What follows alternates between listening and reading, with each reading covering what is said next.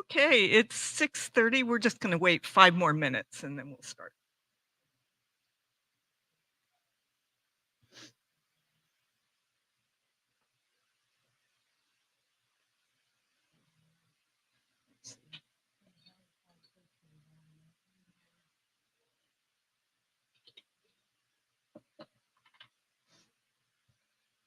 What is this? Is I that don't a know. dance slide? I don't know. I'm just using. Yeah, I'm the just arrows. using this too. I think I'm going to close this and bring up our. And then I'm going to go out of your view and then just go to the slideshow. And that's going to be the easiest for me. You're going to be in like a presenter view, I guess. Yeah.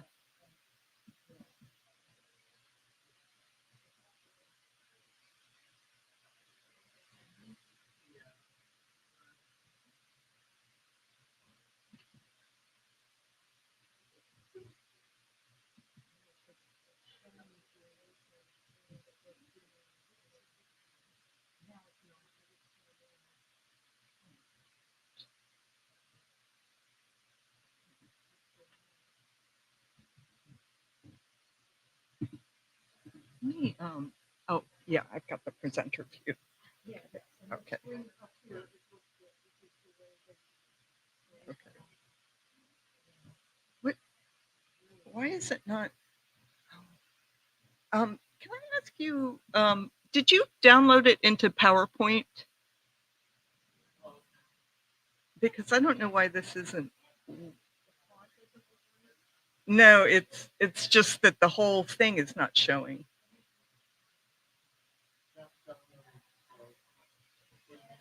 Well, I guess I just don't know why this slide looks funky that way.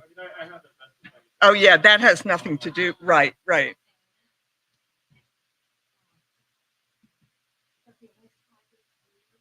I think. Well, so far, yeah.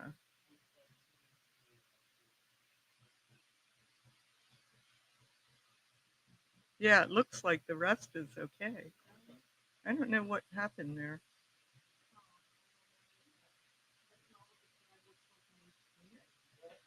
Yeah, it is what the slide looks like on my screen.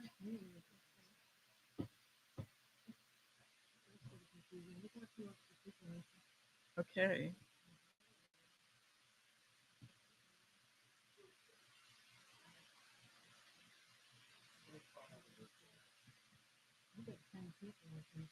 Okay, good. So it looks right on the virtual? Huh.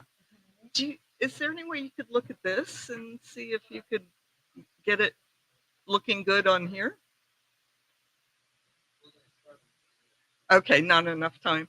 Okay. Okay. I don't know. Maybe I'm going to go out and in back in again. Yeah. Wait, now this is, oh, I see what happened. It, okay. I don't know. Okay.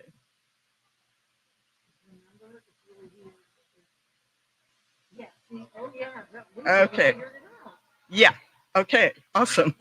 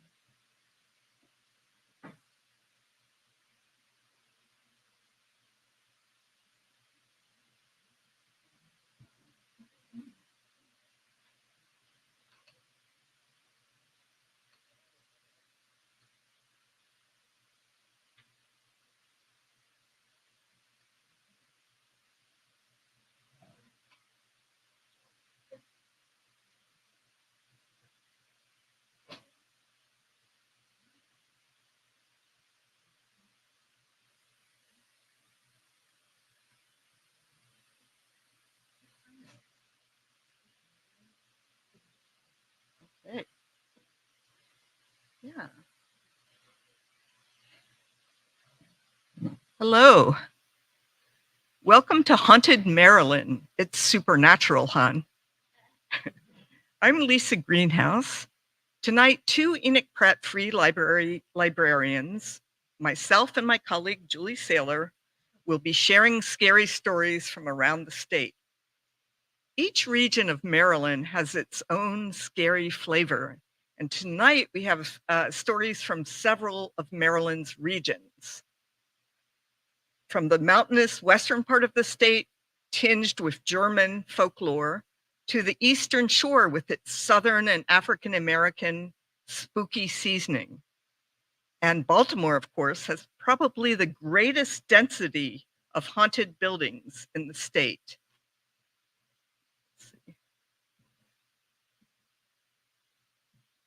And it has a distinctively urban pungency.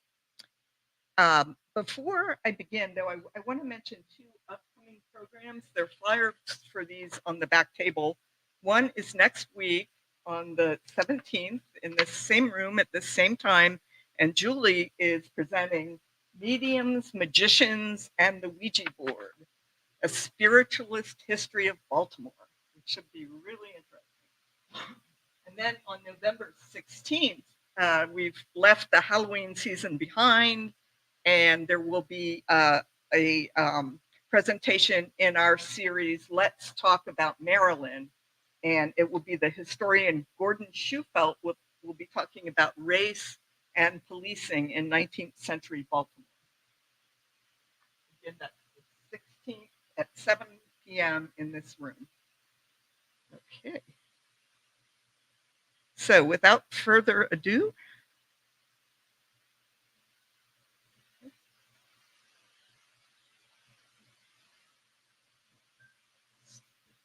sorry. Okay. I'm having trouble. I should have had a mouse. Since I don't have a mouse, I'm going to use my paper notes. Okay. The Pocomoke River on the Delmarva Peninsula runs from southern Delaware into Maryland, widening into a navigable river around Snow Hill, the county seat of Worcester County, and emptying into the Chesapeake right on the Maryland-Virginia line. The river twists and turns and has somewhat of a southern character with its swampy bald cypress groves and the dark water that results from decaying bald cypress needles. Someone is going to come in. Okay. The story I'm about to tell was related to Sun writer Francis M. Butler around 1907 by a steamboat captain who plied the Pocomoke. He pointed out a ramshackle house as they passed it on the river. He told Butler that not too long ago it was in good condition and a very handsome house in a beautiful shady location along the banks. He went on to describe how a few years ago he had brought a widow, a Mrs. Ross, and her two children up the river toward Snow Hill. The widow inquired about the house as they passed it and asked whether the captain thought that the owner might be willing to let rooms. Well, it turned out that the occupants, Mr. and Mrs. Burroughs, were looking for boarders. The house was actually owned by someone in Baltimore, but the Burroughs were occupying it. So the Rosses moved in. The steamship captain would often see the woman and her boys on his trips up and down the river. Mrs. Ross sometimes paid him to make purchases for her in Baltimore and drop the goods off as he passed the house on his way to Snow Hill. The boys seemed happy and healthy.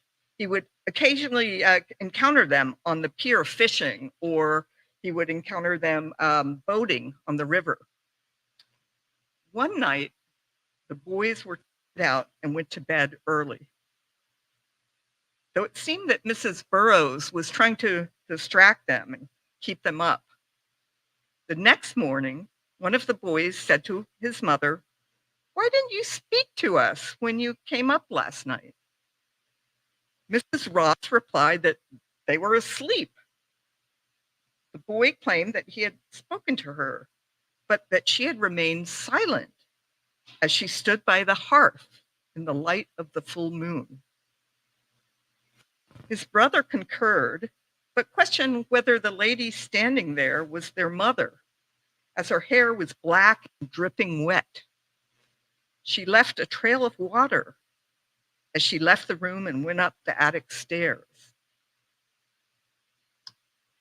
Mrs. Ross chalked it up to overactive imaginations and went about her business.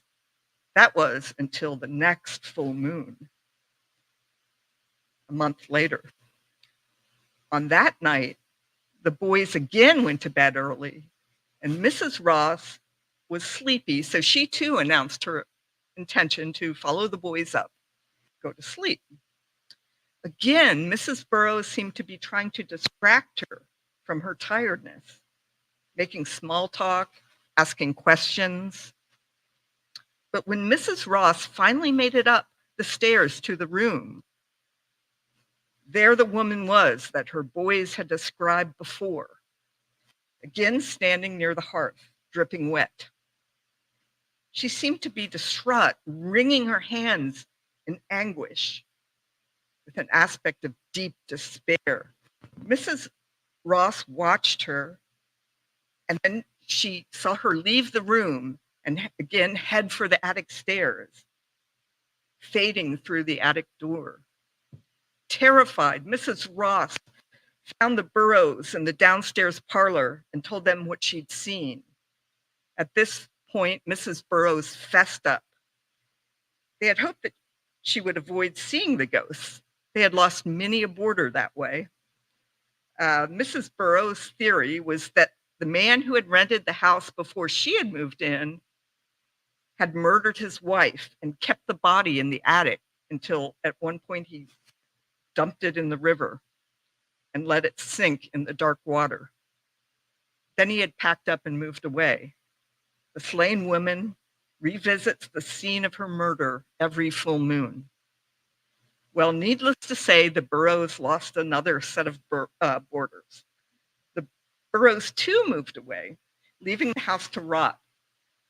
The steamship captain heard the whole story from Mrs. Ross as she and her boys steamed back to Baltimore.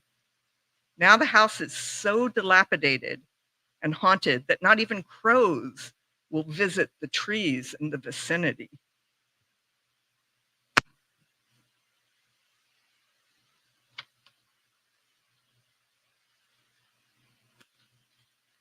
Folklorist George Carey relates in his wonderful collection of lore from the Eastern Shore, A Faraway Time and Place, that was published in 1971, that Railroad Road near Hebron, between Hebron and Mardella Springs in Wicomico County, has been dubbed by locals Ghost Light Road. Vernon O'Giffen also writes of Ghost Light Road in The Veil and More Folklore from the Eastern Shore, and that book is from 1983. Strange lights have been appearing on this road at night since at least the second half of the 19th century, before it was a paved road. Some believe that the lights result from a guy named Joe who lived somewhere near there about 150 years ago and who buried some money near the road. They say that the light is Joe's ghost, who comes back every so often to make sure the money is still there. When he finds it, he goes away. Others say the road runs past what was once a native burial ground, and the light is a burning pine knot held by a native woman who is searching for her buried head. Some tell the story of Mabel, an enslaved woman who was beheaded near the road by her cruel master. After he beheaded her with his sword, he tossed her head as far as he could across the road into a ditch. The light is Mabel looking for her head. In 1952, two police officers chased a glowing orb down the road until it disappeared, and even filed a police report about the incident. Over the years, teenagers have parked in secluded spots along the road and have seen the lights. One group described the light as being as big as a soccer ball and said that the light chased them.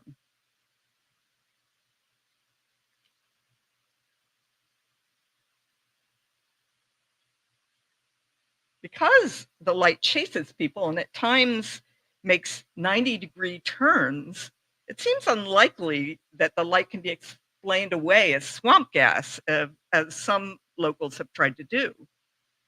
Another explanation is the light is from a lantern carried by a young woman who is looking for her lover. Her lover was killed by her father, who snapped his neck in anger when he found out that his daughter was dating the son of his sworn enemy. Or it could be a UFO. Actually, in a sense, it most certainly is a UFO.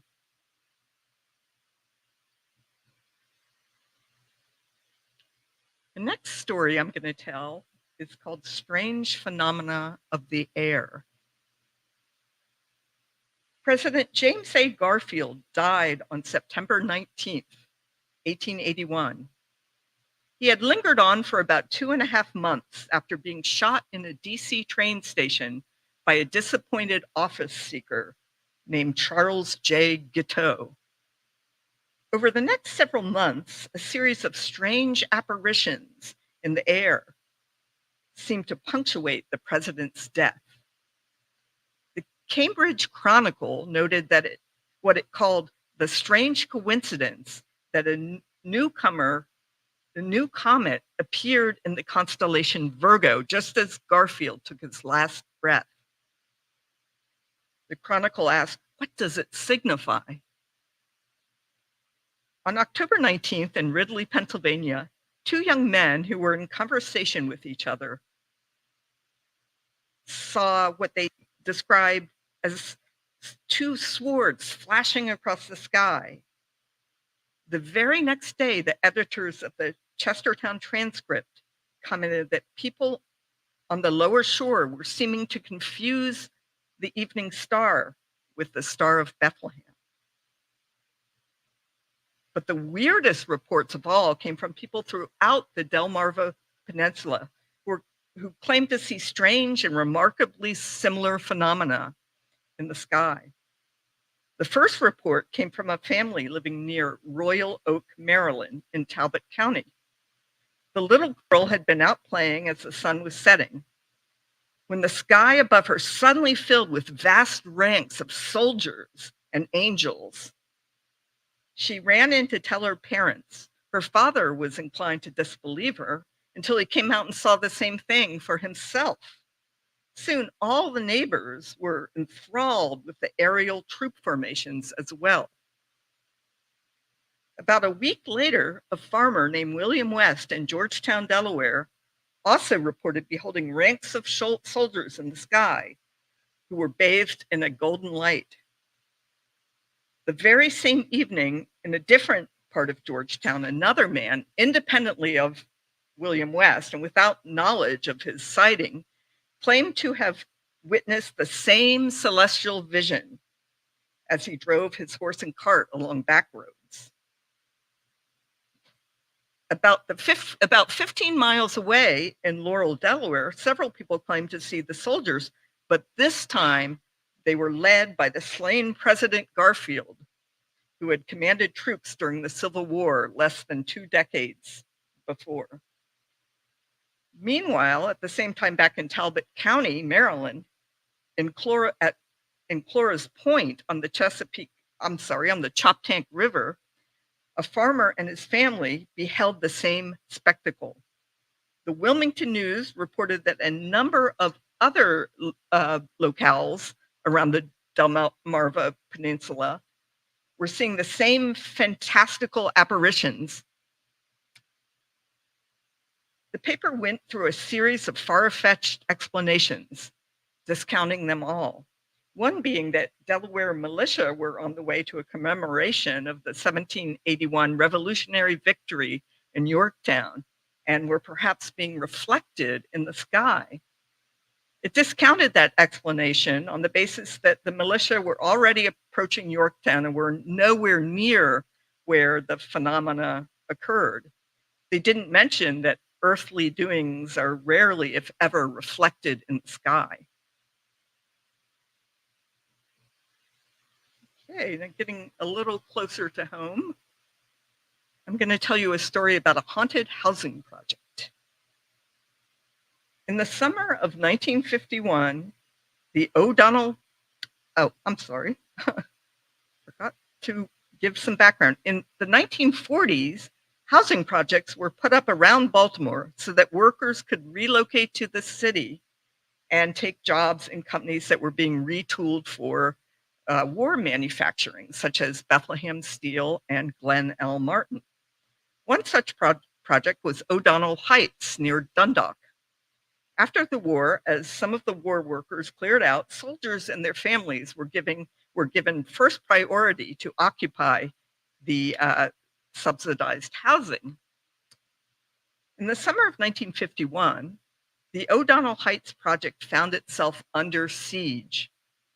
Over a period of several weeks, multiple neighbors claimed to have seen a tall, thin phantom dressed in what seemed to be a cape with, in the words of one person, a horrible face, and according to another, with a humped back.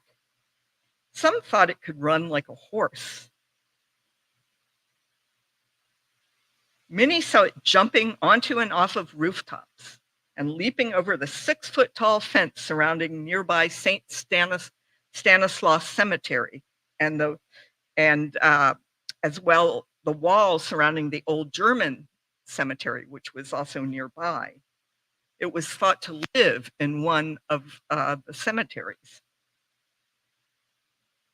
A vigilante squad was formed to capture the phantom, and adventurers from other parts of the city came to O'Donnell Heights to try their hand at nabbing the phantom and also possibly to collect reward money. One sentry, armed with a shotgun, perched atop a garbage can. The phantom was definitely feral. It broke into several houses. In one, it clawed a 14-year-old girl named Hazel Jenkins across her stomach, leaving deep scars. In another house that it entered, it didn't remove anything, but weirdly left a potato sack behind. Residents of the project became afraid to fall asleep at night. One night, a reporter for the Baltimore News Post found 200 residents, young and old, congregating after midnight. The phantom had been spotted on a rooftop at 6200 Plainview Way. Was the phantom real? We'll never know. After a while, notice of the phantom and its pursuers disappeared from the local newspapers. All the phantom's pursuers ever turned up were other pursuers. Some boys got arrested for trespassing in the old German cemetery while searching for the phantom. The pursuit was rather like a snake chasing its tail. But there were many who claimed to have witnessed the supernatural antics of the phantom. A little kid saw the phantom lying under a car beckoning to her. And there were the scars on Hazel Jenkins' stomach. Self-inflicted? Maybe, maybe not. Perhaps it was mass hysteria. There were skin lesions on the young accusers in Salem as well. We have to be satisfied with not knowing. Hopefully a phantom won't show up in your neighborhood. Okay. The final story that I'm going to tell takes place in Baltimore. It's called The Chair. This is a story from Ed Econowitz's Big Book of Maryland Ghost Stories. Is that your cat? No, you're laughing because I just took a picture of a random cat as I was walking down the street. um, the, Ed Econowitz's big book of Maryland ghost stories is on the back table if anyone is interested in checking it out. The story was conveyed to Econowitz one night in a diner on Route 40 by a police officer named Mark. Mark claimed not to believe in ghosts and to still be in search of a rational explanation for what happened to him one night when he and his partner were called to what he assumed was going to be a domestic disturbance in West Baltimore. When they arrived at the house, they found a family of 4 cowering in a room on the first floor of the 3-story house. They were huddled together. They told him that they were scared to death because there was a racket occurring on the upper floors of the house. It sounded like furniture was being tossed around. In fact, the police had been able to hear the racket as they approached the house from the street. The residents thought that maybe somebody had broken in from the fire escape through an open window.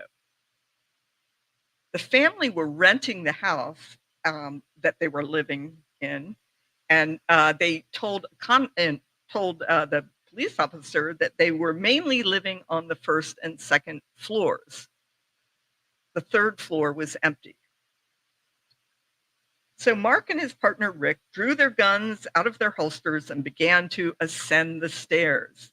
When they got to the landing on the second story, the sounds suddenly stopped. The officers moved through the rooms, cautiously at first, but then after finding nothing, they put their guns back in their holsters. They checked all the windows and found them securely latched. They looked in closets and under beds, and they found nothing unusual. So they started to head back down the stairs toward the cowering family when all of a sudden the racket resumed, and it was evident that this time it was coming from the third floor. Confused, knowing that there was nothing upstairs, Mark and Rick turned around and headed toward the 3rd-story staircase. Again, when they got to the landing on the 3rd floor, the sound stopped. The racket ceased. They checked all the empty rooms and saw nothing that struck them as strange. The door to one of the rooms was closed. They cautiously opened it, but found a virtually empty room. The only thing in the room was a lone chair in the corner. Mark registered something vaguely creepy about the chair, but he put it out of his mind and checked the room's windows, and like all the other windows on the 2nd story and on the 3rd story, they were closed and locked.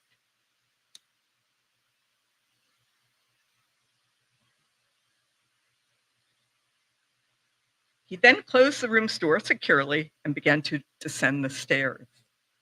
But when the officers got halfway down the staircase leading from the 2nd story down to the 1st floor, they began to hear a commotion. It sounded a lot like wood crashing against wood and falling over itself, as if something were falling down the stairs behind them. Suddenly, Rick was propelled forward into Mark's back, and they tumbled down the remainder of the stairs. As they scrambled to their feet at the bottom of the stairs, they saw the same chair that they had seen in the room on the 3rd floor, sitting upright before them. Mark and Rick were terrified. They actually tied the chair to the banister and escorted the equally terrified family out of the house. They dropped them off at relatives for the night. Mark told Econowitz that he went back to check on the family about a week later, but they had actually moved and another family was now running the house. Although Mark could come up with no alternative explanation, he still maintained that ghosts were not a possibility. Okay, so next up comes Julie.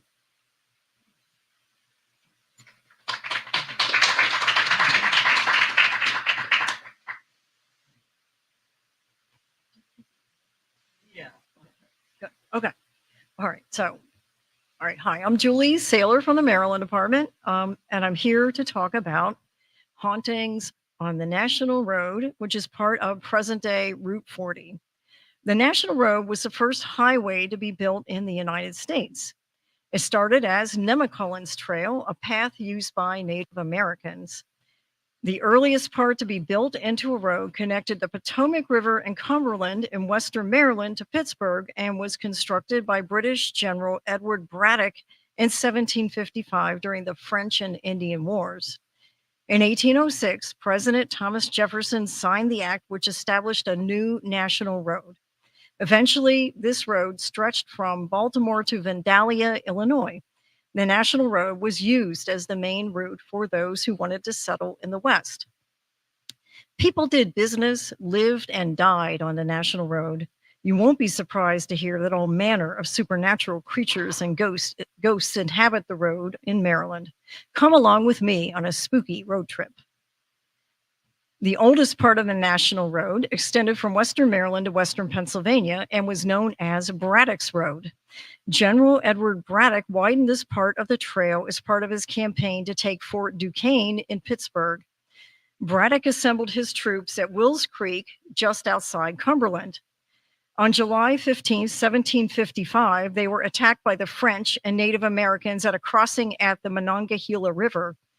Braddock was mortally wounded and was buried in Pennsylvania near the border with Maryland. Some believe that the retreating soldiers had a chest of gold with them to use as pay for the soldiers.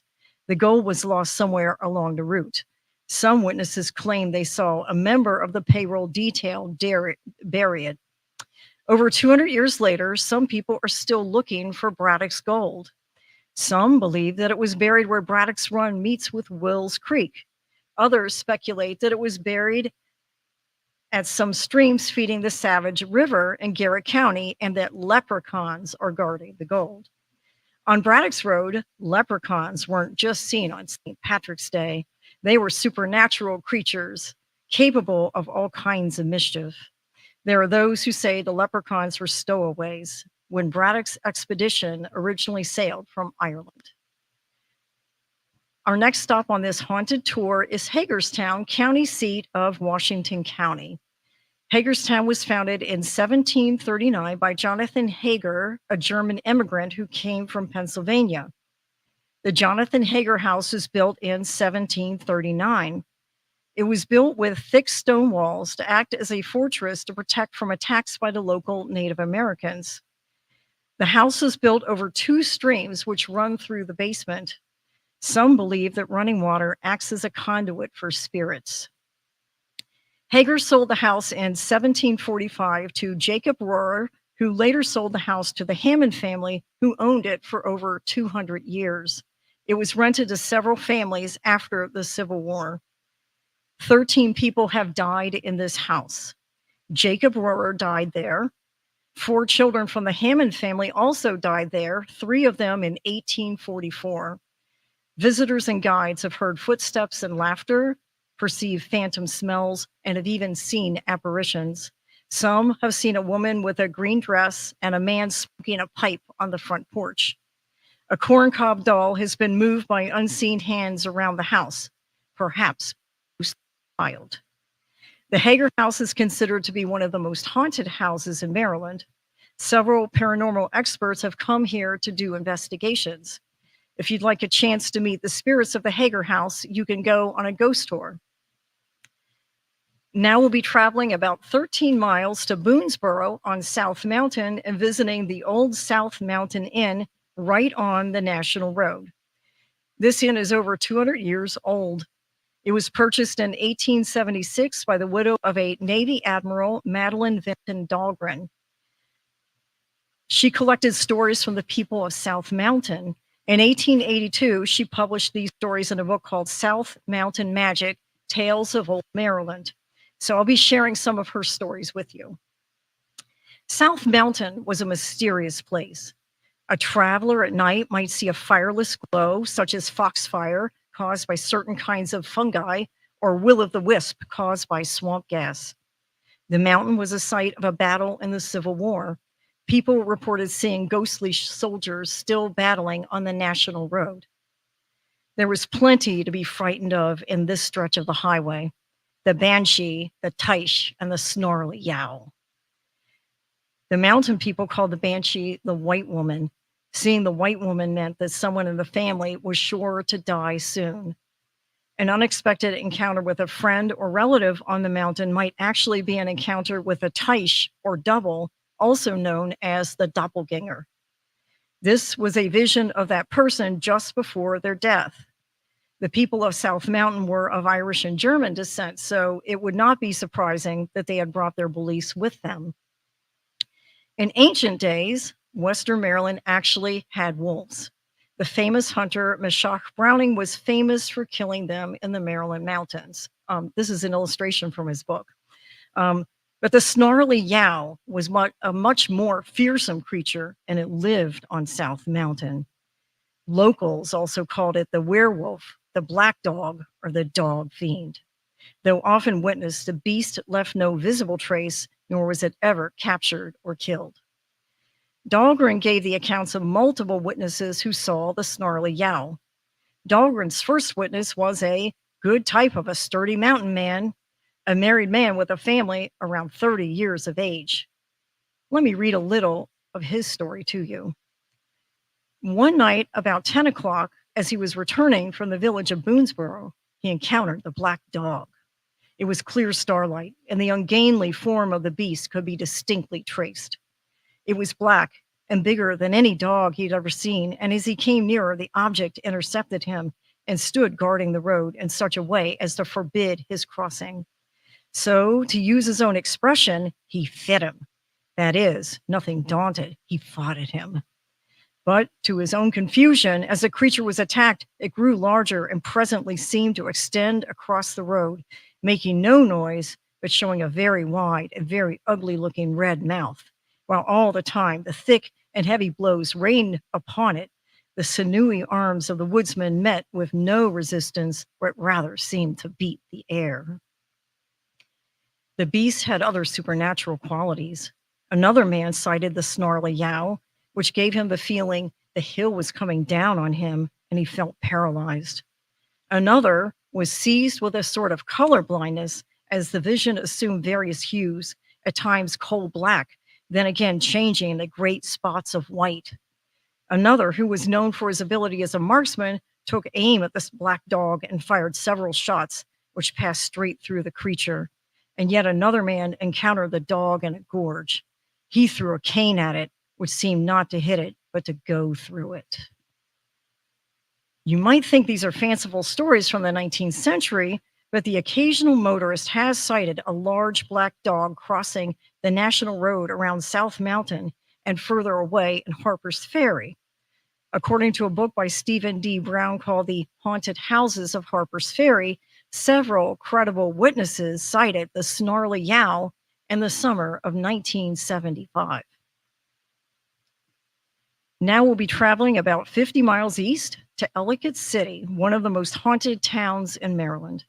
The National Road runs right through the center of town and is considered Ellicott City's Main Street. Ellicott City was founded in 1772 by Quaker brothers John, Andrew, and Joseph Ellicott as a mill town. So remember what I said about running water. Paranormal experts believe that running water acts as a conduit for spirit activity. Ellicott City was built near two rivers, the Patapsco and the Tiber rivers. You probably have heard that floods are an important part of the town's history. The worst flood happened in July 1868 when a severe thunderstorm caused the Patapsco to rise 21.5 feet, ravaging the town and killing 43 people. Lives were also lost in the floods of 2016 and 2018. The town also was built on and constructed from local granite. Some believe that electrical charge accumulates in granite deposits, which amplifies supernatural activity in this area. Most buildings on Ellicott City's Main Street are said to be haunted. I'll talk about one of those buildings, one that fortunately was spared in the recent floods. This building was partially constructed of stone and was possibly built around 1860, which isn't so old for Ellicott City, and neither is this story. It is now known as the Judge's Bench Pub. It got its name from the days when it was Burger's Grocery. Judges from the nearby courthouse would go there on hot days and drink cool beverages on the shaded bench outside the store. In the 1940s, the building was purchased by Joseph Berger, a Russian immigrant. They opened a grocery store, which they ran until the 1960s. The building became a bar called the Judge's Bench in the 1970s. The story of this haunting is from a book called Haunted Ellicott City.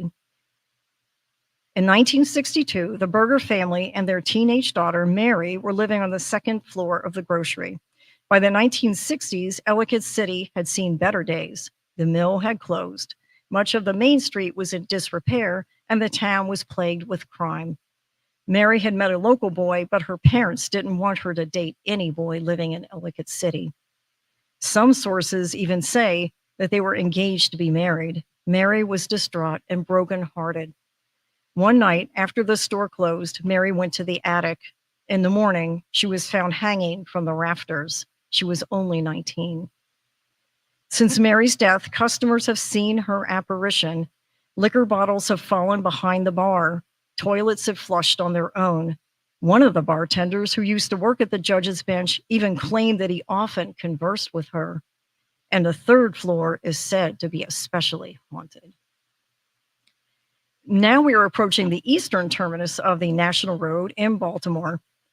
This story is from a book by Ed Okonowitz called The Big Book of Maryland Ghost Stories. It takes place on Route 40 in East Baltimore. This story is a version of a story known in folklore as the vanishing hitchhiker. Two folklorists, Richard Beardsley and Rosalie Hankey, collected 79 similar stories from around the country and published them in the California Folklore Quarterly in 1942. Since then, other scholars have collected many other versions. So when I tell you this story, I think you'll find it familiar. In the area where the National Road passes the neighborhoods of East Baltimore, reports circulated about a young blonde-haired girl who appeared wearing a low-cut blue sequin dress. Some say the story originated when a Sunday school teacher told his students about a young girl with violet eyes and blonde hair who would wait outside the church to meet the boys from his class when their lessons were completed. Over time, the girl dated every one of the boys, and people began describing the girl as immoral. One Sunday, after services were over, the girl was seated in the back of the church. Some say she was there because she heard the preacher was giving away clothes that had been donated by members of the community.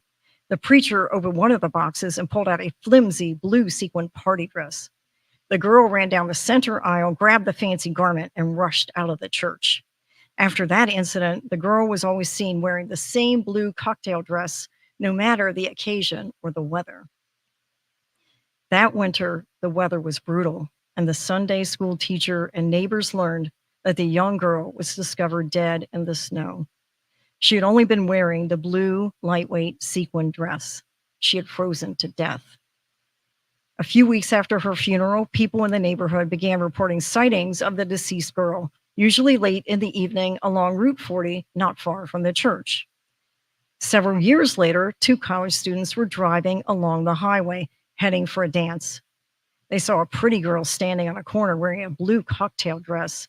They pulled over and talked to her and invited her to come to the dance. She agreed, and she and the boys had a wonderful time. She told them her name was Sequin. On the ride home through East Baltimore, the girl who was in the back seat said she was cold. One of the boys gave her his long overcoat. When they arrived at her address, she got out of the car, waved goodbye, and disappeared into her house. The next day, when the boy realized he had not gotten his coat back, the friends returned to the girl's house. An elderly woman answered the door. When they said they were looking for Sequin, she shook her head and replied, "This is rather strange. You two must be old friends of hers. You see, she's been dead. They found her exactly 12 years ago, last night. I thought someone would be coming here today. I get a visitor each year around the anniversary of her death." The woman explained that Sequin was her daughter's nickname. Everyone called her that because she always wore the same blue cocktail dress. She said her daughter's real name was Molly, and then told the story of how the girl's body was found near Route 40, frozen to death. The mother gave the boys directions to the cemetery where Molly was buried. She said, "Her stone has a beautiful angel on top of it. We chose an angel because that's what my Molly, my little girl, was to me." The boys decided to check out her strange story. They drove to the cemetery and located Molly's gravesite. The cemetery had many angel monuments, so they had to search for a while to find Molly's grave. But hanging from the girl's marker, draped over the front of the stone, was a missing overcoat that the young boy had loaned to Sequin on the ride home from the dance. So that is the story of Sequin. And so now here we are near the eastern terminus of our nation's first highway, or to be more accurate, the Central Library, where we are right now, is caught in the middle of it because the National Road divides into Franklin and Mulberry Streets here in downtown Baltimore, running just outside our doors. Mind yourselves as you leave in case you meet up with one of the many spirits of the National Road. And that's all, folks. I just